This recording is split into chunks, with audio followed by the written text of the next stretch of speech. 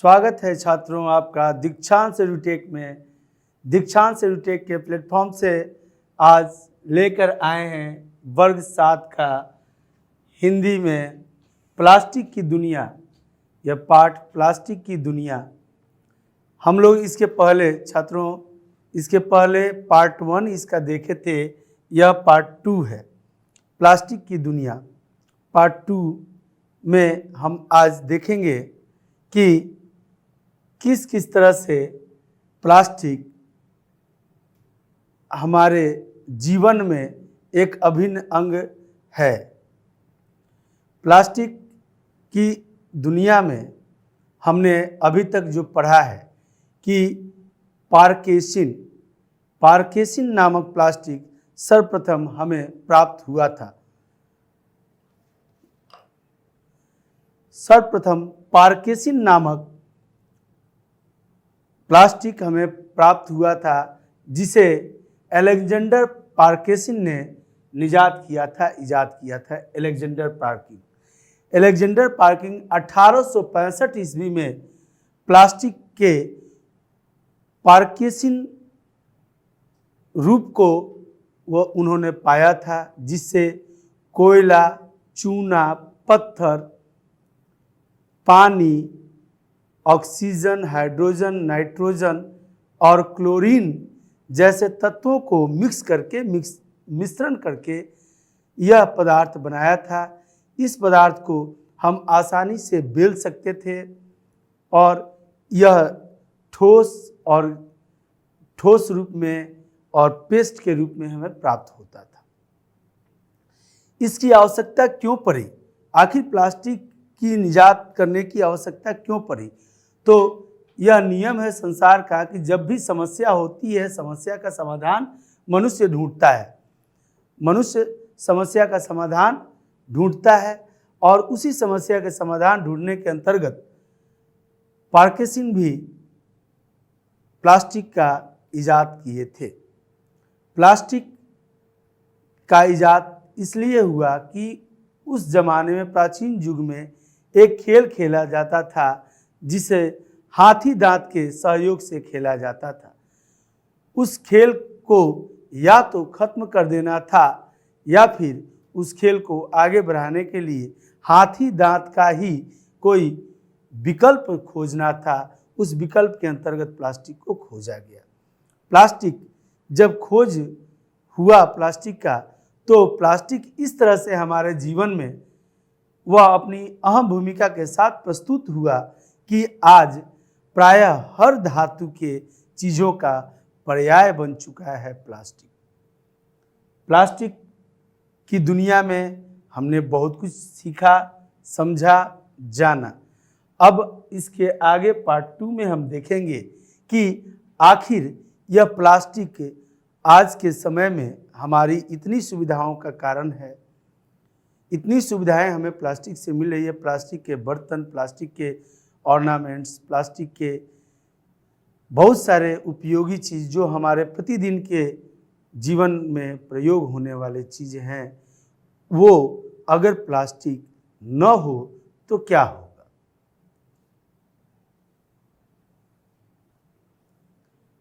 जरा सोचिए,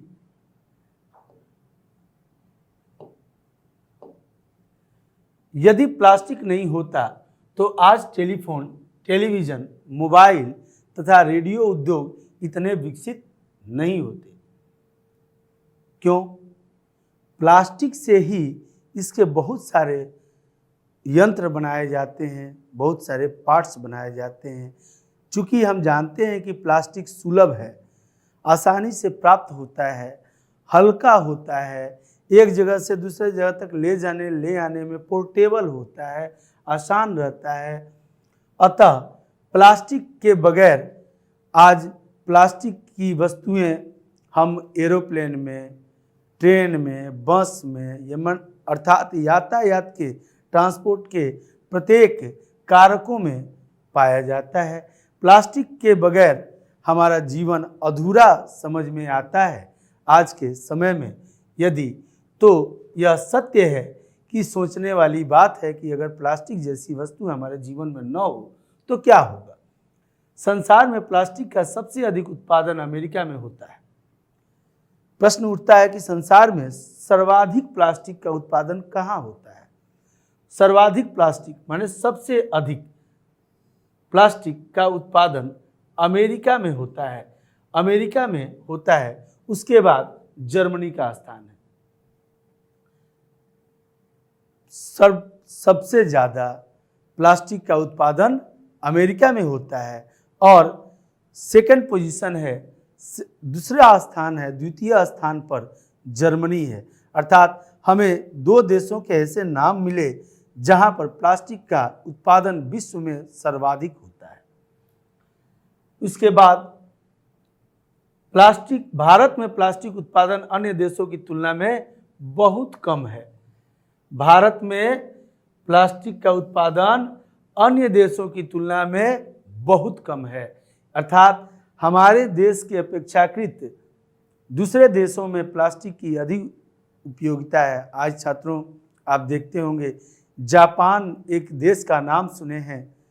जापान एक देश है जिसके बारे में आप जानते हैं कि जापान एक समय था जब हिरोशिमा और नागासाकी जापान के दो शहरों पर लिटिल एटम बम नामक एक परमाणु बम का प्रयोग अमेरिका ने किया था। मात्र विश्व में अभी तक किसी देश द्वारा दूसरे देश पर इस तरह का प्रहार, परमाणु प्रहार, प्रथम और अंतिम बार अमेरिका द्वारा जापान पर किया गया, जिससे जापान बुरी तरह क्षतिग्रस्त हो गया और लगभग नेस्तनाबूद के कगार पर पहुंच गया। वहां कई वर्षों तक लोग लंगड़े, लूल्हे, अपंग जन्म लेते थे, चूंकि वहां की मिट्टी इतनी क्षतिग्रस्त हो चुकी थी।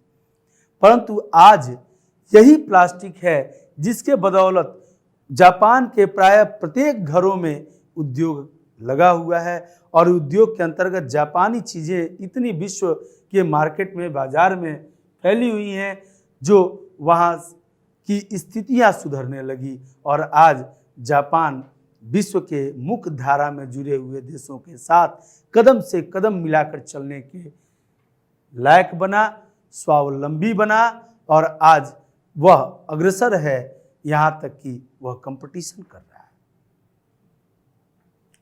प्लास्टिक की यह उपयोगिता। भारत में प्लास्टिक उद्योग की शुरुआत विदेशों से मंगाए कच्चे माल से जैसर भारत में प्लास्टिक उद्योग की शुरुआत कब हुई थी? तो विदेशों से मंगाए गए थे प्लास्टिक। और कहाँ आया था विदेशों से? तो जैसर में। जैसर जो अब बांग्लादेश में है। जैसर एक स्थान का नाम है जो अब बांग्लादेश में है। पहले भारत में था, जब भारत, पाकिस्तान और बांग्लादेश यह तीनों को मिला करके भारतवर्ष कहा जाता था। पहले तो 1947 में, जैसा कि आप जानते हैं, आज़ादी के समय में भारत से पाकिस्तान भी पृथक हो गया था, परंतु उसके बाद वर्तमान प्रधानमंत्री इंदिरा गांधी के शासन के समय में बांग्लादेश भी पृथक हो गया और उस समय जैसर नामक स्थान बांग्लादेश में चला गया। जब 1926 ईस्वी में यह प्लास्टिक आया था भारत, उस समय जैसर जो स्थान है जो अभी बांग्लादेश में है वो भारत में ही था। तो विदेश से सबसे पहले प्लास्टिक कहाँ आया था? जैसर में आया था, भारत में प्रवेश किया था जैसर के द्वारा, जो अब बांग्लादेश में है। 1926 में हुई थी। उसी समय कंघी, साबुनदानी, एस्ट्रे आदि प्लास्टिक से बने जाते थे। उसी समय जब यह प्लास्टिक विदेशों से आयात किया गया, आयात अर्थात हम जब भारत में जब दूसरे देशों से कोई वस्तु खरीद कर लाते हैं, बिना खरीदे तो मिल नहीं सकता, या तो फिर आदान प्रदान प्रणाली से हमने कुछ दिया, उनसे कुछ लिया। और जब लाते हैं, खरीद कर लाते हैं भारत में, तो उसे आयात कहते हैं। और जब भारत से बाहर किसी दूसरे देश को हम बेचते हैं तो उसे निर्यात कहते हैं। अर्थात यूँ समझ लीजिए कि भारत में कहीं और से आ रहा है कोई वस्तु विनिमय के अंतर्गत तो आयात है, और कोई वस्तु विनिमय के अंतर्गत जा रहा है तो निर्यात है। आयात किया गया था और उसके बाद से कंघी, साबुनदानी जैसे छोटे छोटे वस्तु जो हमारे डेली यूजेज में, प्रतिदिन की रोजमर्रा की जिंदगी में प्रयोग किए जाने वाले थे, उपयोग किए जाने वाले थे, वह बनना शुरू हो चुका था। अर्थात अगर ये कहें कि भारत में प्लास्टिक उद्योग किस सन में आया था तो उसका जवाब होगा 1926। 1865 में प्लास्टिक को अलेक्जेंडर पार्किंसन ने निजात किया और इजाद करने के बाद अर्थात आविष्कार किया। आविष्कार करने के बाद 1856 के बाद 1868 में प्लास्टिक से एक विशेष गेम के अंतर्गत बॉल बनाए गए और उस बॉल तथा ऐसा उन्होंने प्लास्टिक को बनाया कि उसे आसानी से बेला जा सकता था और किसी भी आकार प्रकार में सजोया जा सकता था। अतः जब प्लास्टिक भारत में आया तो उसे भी आकार देने लगा आदमी, और सबसे पहले कंघी, साबुनदानी, एस्ट्रे जैसे एस्ट्रे कहा जाता है, वो टी चाय वगैरह के ट्रे को, यह सब बनाया जाने लगा। द्वितीय महायुद्ध जब हुआ था उसके बाद भारत में इस उद्योग ने खूब तरक्की की। उद्योग ने क्या की? खूब तरक्की की। अब प्लास्टिक उद्योग में काम आने वाला अधिकांश कच्चा माल देश में ही बनाया जाता है। और द्वितीय विश्व युद्ध के बाद अर्थात 1926 में भारत में आयात किया गया। जयसर बांग्लादेश के रास्ते भारत में जो प्रवेश किया प्लास्टिक, उसके बाद द्वितीय विश्व युद्ध हुआ। द्वितीय विश्व युद्ध के बाद भारत ने प्लास्टिक उद्योग के क्षेत्र में काफ़ी तरक्की की, और तरक्की करने का नतीजा यह हुआ कि अब जो कच्चे माल हम विदेशों से मंगाते थे प्लास्टिक तैयार करने के लिए या फिर प्लास्टिक के उत्पाद को बनाने के लिए, वह अब भारत में ही बनने लगे। और आज तो प्लास्टिक उद्योग में कई व्यवसायी, कई संगठन लिप्त हैं, जुड़े हुए हैं। बड़े स्तर के उत्पाद क्षेत्र में 100 से अधिक औद्योगिक इकाइयां प्लास्टिक से बनी वस्तुएं बनाती है। बड़े स्तर के उत्पाद क्षेत्र में माने जो बड़ी कल कारखाने हैं उस क्षेत्र में 100 से अधिक औद्योगिक इकाइयां, माने 100 से अधिक औद्योगिक इकाइयां मतलब कंपनियां प्लास्टिक से बनी वस्तुएं बनाती हैं। इसके अतिरिक्त छोटे स्तर के प्लास्टिक उद्योगों की भी बहुत बड़ी संख्या है।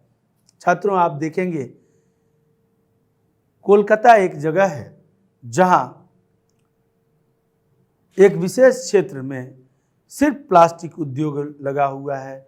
दिल्ली में एक विशेष क्षेत्र में प्लास्टिक, प्राय प्रत्येक महानगर में प्लास्टिक उद्योग, प्रत्येक नगरों में प्लास्टिक उद्योग, और छोटे छोटे शहरों में भी प्लास्टिक उद्योग आज के देश में, आज के दिन में तारीख में फल फूल रहा है। और बाल्टी, मग, जग जैसे छोटे छोटे प्रतिदिन के प्रयोग होने वाले से लेकर के कुर्सी, बेंच, टेबल आदि से लेकर के एरोप्लेन तक बनाने में प्लास्टिक का प्रयोग आसानी से हो रहा है, जिससे लागत भी कम हो रही है और फायदे अधिक हो रहे हैं। जैसा कि हम जानते हैं कि उसमें कीड़े नहीं लगते, प्लास्टिक सड़ता नहीं है, प्लास्टिक में जंग नहीं लगता है। तो ये सारी बातें, महत्वपूर्ण बातें प्लास्टिक के साथ जो लागू होती हैं वही इसकी उपयोगिता को बढ़ाती है। आज भारत में लाखों लोगों को इस उद्योग से रोजगार मिला हुआ है। भारत में एक सबसे बड़ी व्यवस्था हमेशा से ही खराब रही है, वह है रोजगार की व्यवस्था। यहाँ रोजगार के मुद्दे को लेकर के नेता अपना भाषण देते हैं, इलेक्शन तक जीत जाते हैं, परंतु रोजगार की मुद्दा जहाँ की वहीं रह जाती है। यह आज से नहीं बल्कि आज़ादी के बाद से लगातार देखने को मिलती है। लेकिन प्लास्टिक के इस असुविधा को एक हद तक दूर किया। यहाँ लाखों लोग इस रोजगार से जुड़े। जो छोटी इकाइयाँ हैं प्लास्टिक के, वह दाना बनाती है। प्लास्टिक के देखिए, जैसे प्लास्टिक एक ऐसा चीज़ है जो रीयूज आसानी से किया जाता है। जो हमारे घर में चप्पल, जूता, कुर्सी आदि जो प्लास्टिक के बने हुए चीज़ हैं वह टूट जाते हैं तो हम क्या करते हैं उसे? जी हाँ, कबाड़ी वाले के हाथ बेच देते हैं। और कबाड़ी वाले उसे क्या करते हैं? अपने से बड़े कबाड़ी वाले के यहाँ गोडाउन जिनके पास है वहाँ बेच देते हैं। वह भी उसे और तोड़ फोड़ करके टूटे हुए को और तोड़ते हैं। तोड़ने के बाद से वह एक बड़े से गाड़ी पर उसे लोड करके बड़े से कारखाने में भेज देते हैं। और उस कारखाने में जाने के बाद उसकी सफाई होती है। उसकी सफाई एक विशेष प्रकार के सोडा से होती है जिसे कास्टिक सोडा कहा जाता है। यूँ तो कास्टिक सोडा अगर मनुष्य के हाथ में लग जाए तो हाथ को काट देता है, परंतु रबर या प्लास्टिक के दस्ताने के ऊपर उसकी बस नहीं चलती और वही पहन करके उस प्लास्टिक की सफाई बड़े से नाद में डाल करके लोग करते हैं। फिर उसकी कटाई होती है, फिर उसको पेस्ट बनाया जाता है और तब चावल के दाने जैसे उससे बड़े अपनी आवश्यकता अनुसार उसके दाने बनते हैं। दाने बनने के बाद वह पुनः दूसरे कारखाना में जाता है। वहाँ पर भी वो दाने का पेस्ट बनता है और एक डाइस फिट होता है। डाइस कहा जाता है एक संरचनात्मक ढांचा को जिसमें मग, जग या ढलाई की प्लास्टिक या मोटे प्लास्टिक या रस्सियाँ नायलॉन आदि की जो बनाई जाती हैं, पर्दे, ये सब के डाइस बने होते हैं और उस डाइस के अंतर्गत वहाँ से मैन्युफैक्चरिंग होता है, एक प्रोडक्ट बनता है। यह प्रोडक्ट और ये जो बनता है इसमें ढुलाई करने से लेकर के मिस्त्री, लेबर, इतने जो व्यवसायिक संगठन के अंतर्गत काम करने वाली इकाइयां हैं उनकी पूर्ति करने में कई बेरोजगारों को रोजगार मिलती है। प्लास्टिक उद्योग के विभिन्न पहलुओं पर प्रशिक्षण के लिए भारत सरकार केंद्रीय संस्थान प्लास्टिक इंजीनियरिंग और टूल्स तमिलनाडु में है। अब देखिए, प्लास्टिक उद्योग इतना विकसित हुआ द्वितीय विश्व युद्ध के बाद भारत में 1926 में प्लास्टिक के आने के बाद भारत में कि भारत ने उसके लिए इलेक्ट्रॉनिक्स व इंजीनियरिंग पढ़ाने शुरू किया। प्लास्टिक से, प्लास्टिक के बारे में कैसे उसका हम यूज करें, किस तरह से हम बनाएं, इन सब चीज़ों को इंजीनियरिंग के अंतर्गत रखा गया और उसको बताने के लिए प्रशिक्षण का केंद्र सरकार के द्वारा खोला गया। कहाँ? तो तमिलनाडु में, जिसका नाम है केंद्रीय संस्थान plastic engineering and tools. Plastic engineering and tools central society, केंद्रीय संस्थान बनाया गया जो कि तमिलनाडु राज्य में स्थित है। वे रसायन जिनसे प्लास्टिक बनता है आमतौर पर प्राकृतिक रूप में नहीं मिलते। चूँकि हम जानते हैं कि प्लास्टिक एक रासायनिक वस्तु है, एक मानवीय वस्तु है जिसका उत्पादन मानव ने किया है, अर्थात कृत्रिम वस्तु है, वह प्राकृतिक वस्तु नहीं है और ना ही प्लास्टिक किसी प्राकृतिक वस्तु के साथ मिला करके बनाया जाता है। देखिए, जल तो प्राकृतिक वस्तु है जिसका उपयोग हम सभी करते हैं। चूना प्राकृतिक वस्तु है, परंतु गंधक प्राकृतिक वस्तु नहीं है। और ये जो oxygen, hydrogen, nitrogen and chlorine, ये सभी गैसियस फॉर्म में होते हैं या गैस होते हैं। ये सब मिला करके हम प्लास्टिक का निर्माण करते हैं। अतः प्लास्टिक के निर्माण में आमतौर पर कोई प्राकृतिक वस्तु नहीं है। जो सीधे तौर से हमें प्रकृति से प्राप्त होता हो उसे हम प्राकृतिक वस्तु कहते हैं, परंतु प्रकृति से मिलने के बाद उसका हम कोई प्रोसेस करते हैं जब, तब उसे हम कृत्रिम वस्तु ही मानते हैं। उन्हें पेट्रोलियम, प्राकृतिक गैस, कोयला, चूना पत्थर, नमक, गंधक, पानी और हवा के मौजूद में रसायनों से बनाया जाता है। ठीक है, जैसा कि हम लोग पहले पार्ट में भी पढ़ चुके हैं। उदाहरण के लिए नायलॉन, जिसके हम कपड़े पहनते हैं, कोयला, हवा और पानी से बनता है। नायलॉन के हम कपड़े पहनते हैं छात्रों। रेनकोट जितने भी हम पहनते हैं लगभग रेनकोट नायलॉन के ही होते हैं, जो अधिक टिकाऊ होते हैं। हम तो मार्केट में जाते हैं और दुकानदार महोदय से कहते हैं कि भैया अच्छा सा रेनकोट या बरसाती दिखाना। वह अच्छा सा जो बरसाती होता है, रेनकोट होता है, वह नायलॉन का ही बना होता है। हम कई बार अपने घर को सुरक्षा प्रदान करने के लिए वर्षा के जल से हम प्लास्टिक का प्रयोग करते हैं। ढलाई के लिए जो प्लास्टिक बनाए जाते हैं, ढलाई करने के लिए, उन सभी प्लास्टिक को लगभग नायलॉन से ही बनाया जाता है। कपड़े बनते हैं नायलॉन से। कोयला, हवा और पानी से ये बनता है। नायलॉन जो है प्लास्टिक, यह कोयला, हवा में प्रस्तुत जो गैस है, नाइट्रोजन, हाइड्रोजन, क्लोरीन आदि से को मिला करके और पानी से बनाया जाता है। इसके अतिरिक्त इससे ग्रामोफोन, रिकॉर्ड, लेदराइट जूते, पाइप, पर्स, टाइल, चक्की के पट्टे, अटैची, बरसाती, चटाइयाँ, खिलौने, सजावट के सामान, बिजली के तारों के खोल, आग ना पकड़ने वाली कपड़े, सनमाइका आदि अनेक वस्तुएं बनाई जाती है। अर्थात कितने वस्तु नाम यहाँ आदि करके हम लोगों ने लिख दिया। अगर समस्त वस्तुओं का नाम लिखें तो शायद 2-3 स्लाइड आए।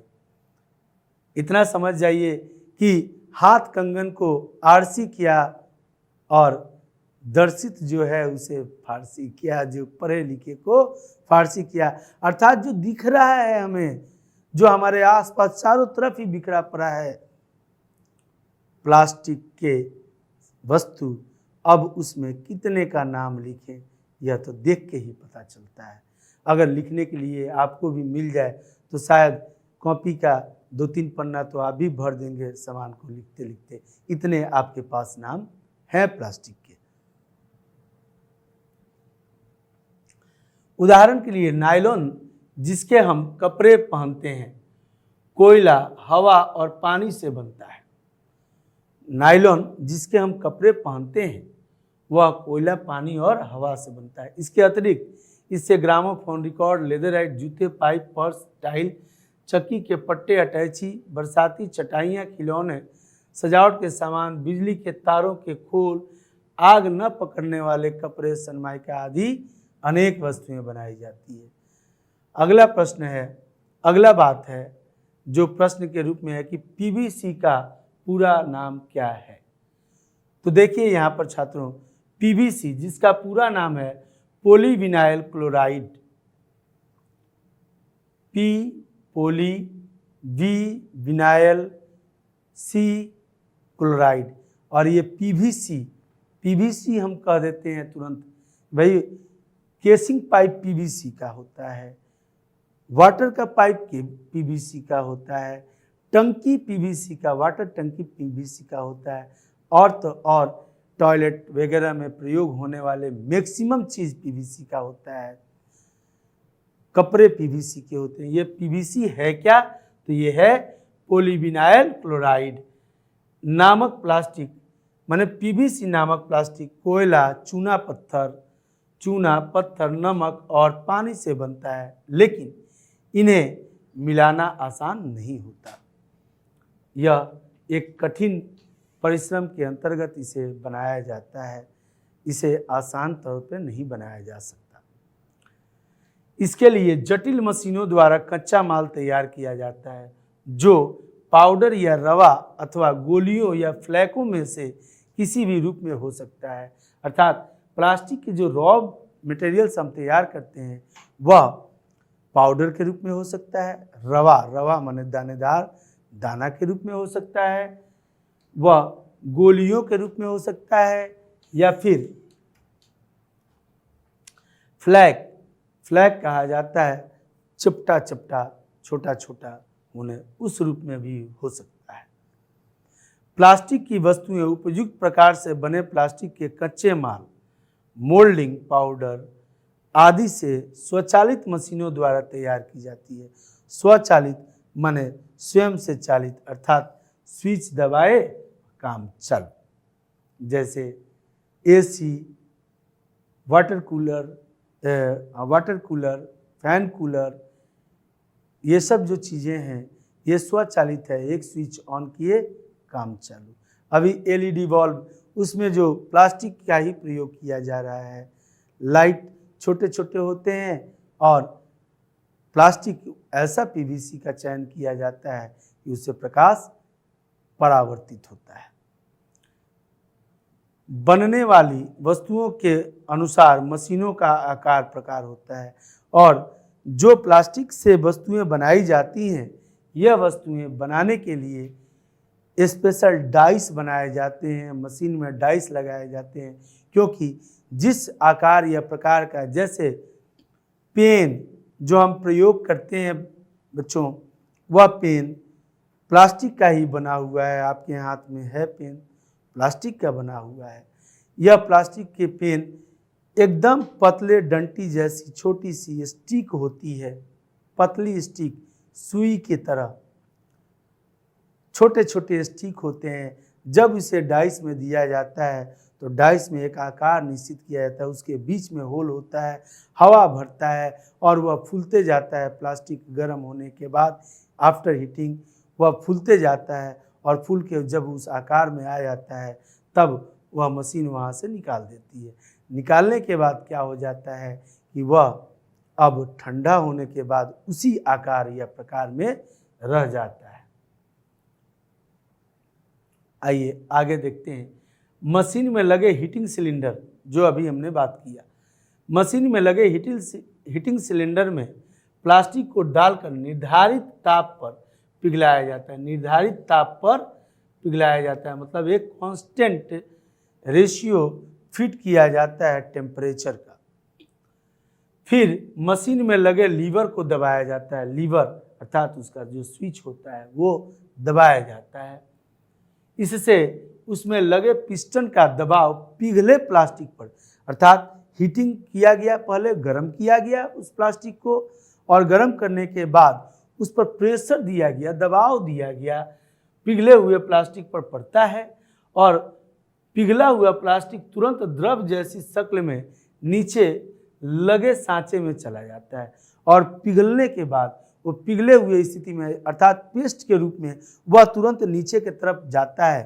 पहले तो हम उसको गर्म करते हैं, गर्म करने से वह पिघलता है, पिघलने से वह अब बहने जैसा हो जाता है, और बह करके उसके लिए रास्ता बना होता है मशीन के अंदर, और वह चला जाता है डाइस में। वहाँ पर बनने वाली वस्तुओं के अनुसार मशीनों का आकार प्रकार होता है। मशीन में लगे हीटिंग सिलेंडर में प्लास्टिक को डालकर निर्धारित ताप पर पिघलाया जाता है। फिर मशीन में लगे लीवर को दबाया जाता है।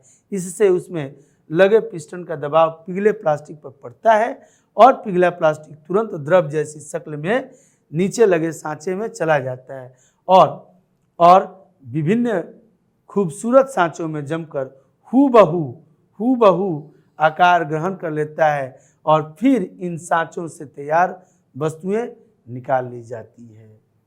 यानी पहले गर्म किया गया, गर्म होने के बाद वो पिघलने लगा, पिघल करके वह जिस डाइस में गया उस डाइस के द्वारा उसको आकार दिया गया, और आकार देने के बाद उसे छोड़ दिया गया बाहर, वह ठंडा हो गया। ठंडा होने के बाद से वह प्लास्टिक का जो भी वस्तु हम बना रहे हैं वो बन चुका है। प्लास्टिक के कपड़े जूते तो हम पहनते ही हैं, पर अब भविष्य में आप अपने साथ बांध कर ले जाने वाले प्लास्टिक के मकानों को भी हम रख सकेंगे। हम चाहें घर में रहें या आकाश में, हवाई जहाज से उड़ें या पहाड़ पर रस्सी के सहारे चढ़ें या समुद्र की गहराई में डुबकी लगाएं, हर स्थिति में प्लास्टिक हमारी सहायता करेगा। साइकिल से लेकर बस, रेलगाड़ी और चंद्रमा पर ले जाने वाला रॉकेट में भी प्लास्टिक का प्रयोग होता है। प्लास्टिक किसी न किसी रूप में हमारा साथ देता है ना। प्लास्टिक किसी न किसी रूप में हमारा सहयोग हमेशा देते रहता है। और प्लास्टिक के ये जितने भी आइटम्स बने हुए हैं, धागे से लेकर के रिबन, रखने वाले कंटेनर्स, छोटे हों या बड़े हों, ये कंटेनर्स, पीवीसी वायर्स जो तार बनाए जाते हैं, रस्सी, पतली रस्सी, मोटी रस्सी, जैसी रस्सी खोजे वैसी रस्सी। सचमुच अब हम प्लास्टिक की दुनिया में रहते हैं। हम अपने आसपास की किसी भी वस्तु को देखें, हमें अधिकांश वस्तुएं प्लास्टिक की ही बनी मिलेंगी। हमें प्लास्टिक की ही बनी अधिकांश वस्तुएं मिलती है देखने को। इन प्लास्टिक की बनी वस्तुओं को हटाकर ऐसा लगेगा कि हमारा जीवन एकदम अधूरा हो गया है। कैसा लगेगा हमारा जीवन एकदम अधूरा हो गया है।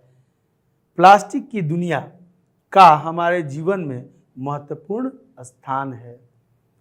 भविष्य में भी इससे विभिन्न प्रकार की सहूलियतें मिलने की संभावना है, अर्थात निरंतर विकास करते जा रहा है प्लास्टिक।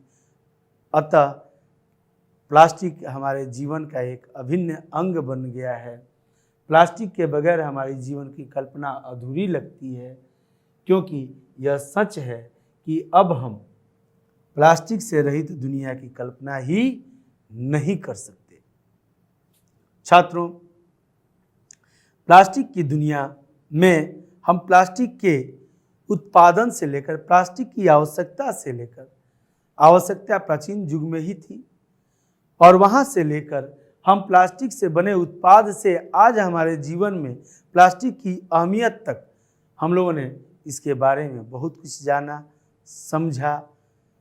अब यह प्रश्न है आपसे, जो इसी पार्ट में हम लोगों ने पढ़ा है कि प्लास्टिक भारत में कब आया था। 1926 में। और भारत में प्लास्टिक का उद्योग कब तेजी से होने लगा? प्रथम विश्व युद्ध के बाद या द्वितीय विश्व युद्ध के बाद? जवाब होगा द्वितीय विश्व युद्ध के बाद। प्लास्टिक का उत्पादन सर्वप्रथम विश्व में किस वैज्ञानिक ने किया? अलेक्जेंडर पार्केसिन। जो पहली प्लास्टिक मिली विश्व को, वह अलेक्जेंडर पार्केसिन के द्वारा, उस प्लास्टिक का नाम क्या था? पार्केसिन नाम था। प्लास्टिक किन किन चीज़ों को मिलाकर के बनता है? कोयला, चूना, पत्थर, नमक और हाइड्रोजन, ऑक्सीजन, गंधक, क्लोरीन, नाइट्रोजन आदि चीज़ों को मिलाकर के प्लास्टिक का निर्माण किया जाता है। आशा करते हैं छात्रों आप लोगों को बहुत ही अच्छा यह वीडियो लगा होगा, और इस वीडियो में हम प्लास्टिक के बारे में बहुत कुछ सीखे, जाने, समझे, और इतनी बातें आप विज्ञान के माध्यम से भी पढ़े होंगे, समझे होंगे। अतः प्लास्टिक की दुनिया आपको याद रहेगी, बड़ी ही निराली है। और इसी के साथ मैं अपने प्लास्टिक की दुनिया पाठ का समापन करता हूँ, और आशा करता हूँ कि आप इसमें से पूछे गए सभी प्रश्नों के उत्तर देने में सक्षम होंगे। अगले पाठ को लेकर आएंगे फिर आपके सामने। तब तक के लिए धन्यवाद। आपका दिन मंगलमय हो।